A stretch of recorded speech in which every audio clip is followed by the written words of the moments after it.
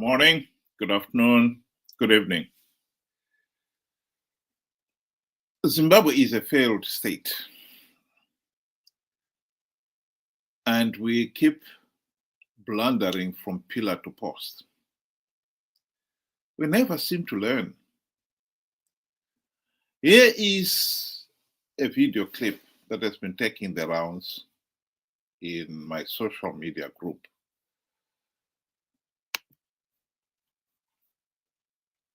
This week we saw reshuffling of cabinet by Emmerson Mnangagwa. This is despite that Emmerson Mnangagwa is said to be on leave. But clearly what we're witnessing is recycling of deadwood to recycling of the very same old faces that plunged Zimbabwe to this deep end that we found ourselves in. With people like July Moyo, who have been ministers since 1980s, and they have failed in each and every ministry they have been delegated to, simply because they are not good enough. So when they were not good enough in 1990, when they were not good enough in 1980, certainly they will not be good enough in 2025. What we are witnessing here is the rewarding of loyalists instead of rewarding people who are competent. We also see Edgar Moyo, who was with the Ministry of Energy and Power Development, now being assigned to the Ministry of Public Service. Moyo performed dismally as the Minister of Energy. I think he is the worst Minister of Energy Zimbabwe has ever had since 1980, because it was under Edgar Moyo that witnessed the power cuts of over 18 hours. Now is being shifted to public service. To do what? Obviously, to destroy the public service, to make sure that civil servants' circumstances become worse. So what we are calling to the people of Zimbabwe is that let's support Advocate Nelson Chamisa. Let's support Advocate Nelson Chamisa because he has a clear vision for Zimbabwe. Even if you look at the team that surrounds Advocate Nelson Chamisa, you can see professionals there, people who are willing to take Zimbabwe to better stage. Well, that is interesting. We are now looking at a situation here where we have been over this ground before. No one would dispute that Emmerson Mnangagwa is recycling deadwood. No one would dispute that. The country is a failed state because of 44 years of gross mismanagement, rampant corruption, and tyrannical misrule. What is the solution? The solution is to stop Zanu PF ruling the country. How do we do it? Well, we have various options, one of which would be for us to take up arms and go to war. The other one is to implement the democratic reforms to stop Zanu PF rigging the elections. Because as long as the party is able to rig the elections, they will remain in power. It is utterly pointless complaining that Mnangagwa is recycling deadwood. After all, he's deadwood himself. So what are you complaining about? What we should be dealing with here is how to stop Zanu PF remaining in office. If you fail to deliver on that, what happens afterwards is almost irrelevant. What do you expect Mnangagwa to do? He's deadwood himself. It's not a matter of he's recycling deadwood. He is deadwood himself. You can't expect Mnangagwa. He's just a buffoon. He will never perform. He will never deliver on anything. All he cares about is power. And all this corruption and mismanagement is buying loyalty. Merit has nothing to do with it. These people are being promoted because they are helping him to stay in power. They're being recycled because they are helping him to stay in power. That is all that matters. So our main number one task has always been, since the late 1990s, to implement the democratic reforms to stop Zanu PF rigging the elections and staying in power. So the question then is, why is it that Zanu PF is still able to rig elections?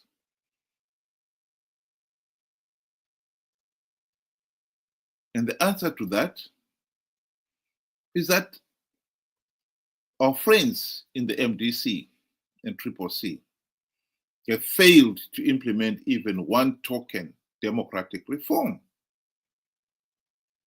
That is at the heart of our problem. They had the golden opportunity to implement the reforms during the GNU of 2008 to 2013. They failed to implement even one token reform. Mugabe bribed them with the trappings of high office, and the rest is history. So our number one task is not to worry about Mnangagwa recycling deadwood, is to stop Zanu PF getting into power in the first place. And in this case here, we've got to look at the last 24 years. Why is it that we failed to achieve that objective? It's because the MDC-CCC leaders have proven to be corrupt and breathtakingly incompetent.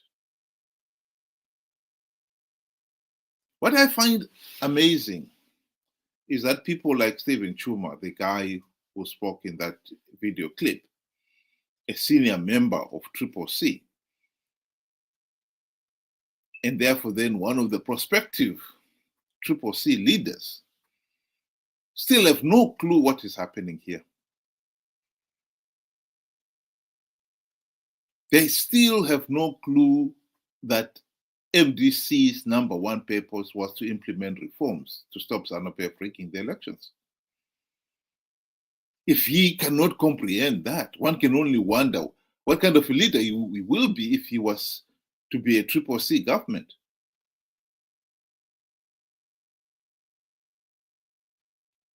Our problem here is not so much about worrying about recycling Zanu PF deadwood. Is our number one problem is stopping the recycling of MDC-CCC deadwood. These guys will never implement any reforms. They failed to implement even one token reform when they had the golden opportunity to do so in 2008 to 2013. Last year, 2023, Chamisa conned people to participate in flawed elections out of greed. He told them he had plugged on all the vote rigging loopholes, and yet we all know that he was lying. That has been at the root of our problem. A corrupt, incompetent, and utterly useless opposition. He lied, and yet he himself does not admit that he's a liar, much less his followers. Here is Chamisa having to face up to the reality that he is a liar. Ende patakasangana na Trump akatibvunza nawe akomana Serious questions were raised about your behaviour in Washington, D.C. You did see some senior people on Capitol Hill, some Congress people, but you also claimed that you'd seen Donald Trump. You claimed you had a conversation with him in which you said he asked you how much you needed to move the country forward. You told him $15 billion, and he said to you that he would provide the money if you won the election. That was not true, was it? Trump,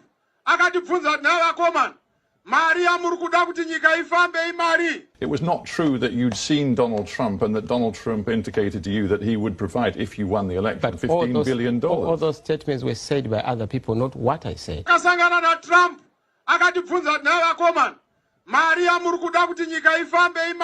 well, no, because there is a video which shows you at a rally in January back home in Zimbabwe saying that Donald Trump had pretty much promised you $15 billion. To be clear, because some people in Zimbabwe are still confused, you're now telling me you did not meet Donald Trump. We did not. The truth of the matter is, MDC leaders have proven beyond all reasonable doubt that they are corrupt, incompetent, and utterly useless. This idea of recycling them over and over again is getting us nowhere. MDC, CCC are gearing to participate in 2028 elections, knowing fully well that the election process is flawed. And no doubt, Chamisa will be coming up with yet another lie of how he's going to win big the 2028 elections because he has plugged all the vote rigging loopholes.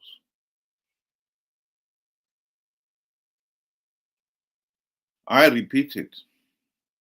We should not be concerned about Mnangagwa recycling deadwood. We should expect it. He's deadwood himself.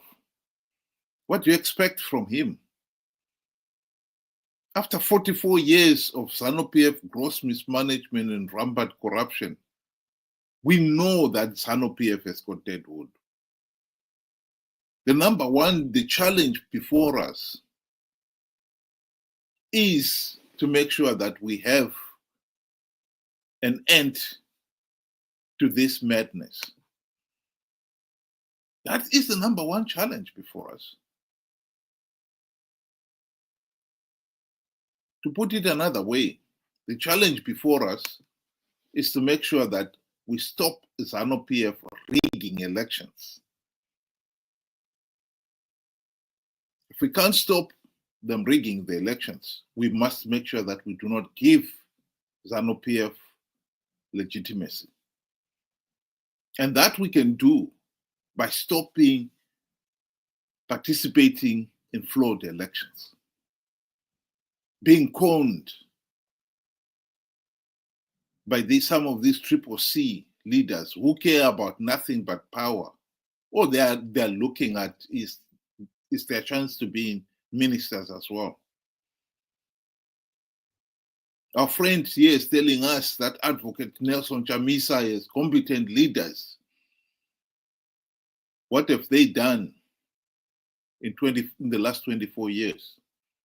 Their number one task was to implement reforms to stop Zanu PF rigging the elections.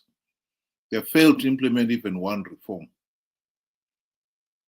How many more years are we going to keep on recycling the same dead wood in MDC-CCC, expecting a different result? That is the challenge.